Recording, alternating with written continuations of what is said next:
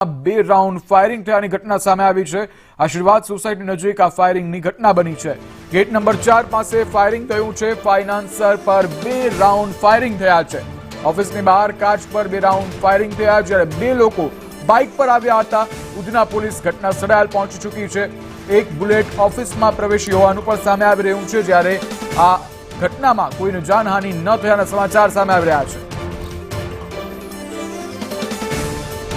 Financier પર બે round firing કરવામાં આવ્યું છે। સુરતમાં કાયદો વ્યવસ્થાની સ્થિતિ જે છે તે દિવસે ને દિવસે કથળતી જોવા મળી રહી છે। ન માત્ર સુરતમાં પરંતુ સમગ્ર રાજ્યમાં। પરંતુ ઘટના સુરતના ઉધનામાંથી કે જ્યાં બે રાઉન્ડ ફાયરિંગ કરવામાં આવ્યા છે। ખુલ્લેઆમ લોકોની ભીડ વચ્ચે આ ફાયરિંગ કરવામાં આવ્યું છે। ત્યારબાદ ફાયરિંગ કરી અને બંને લોકો બાઇક પર બેસી અને ફરાર થયા છે। જોકે હાલ પોલીસ આ બંને આરોપીઓની શોધખોળ કરી રહી છે।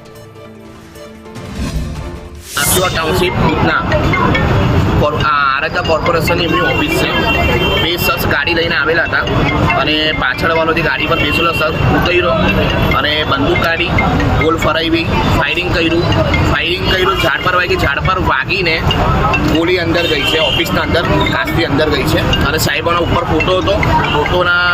ફોટો પર સાહેબના ફોટો પર ગોળી લાગી ગઈ છે। આ વિસ્તારમાં વેલકમ પાન સેન્ટરથી પિયુષ પોઈન્ટ બાજુ જઈએ ત્યારે વચ્ચે આરાધ્યા ફાઇનાન્સ કરીને એક ફાઇનાન્સની જે કંપની છે શોપ છે એમાં એક ફાયરિંગની ઘટના બની છે। આ ઘટનામાં જે પ્રાથમિક વિગત છે એ મુજબ એક બાઇક ઉપર બે જણાએ આવી અને આ ફાયર કર્યા હોવાનું માહિતી છે।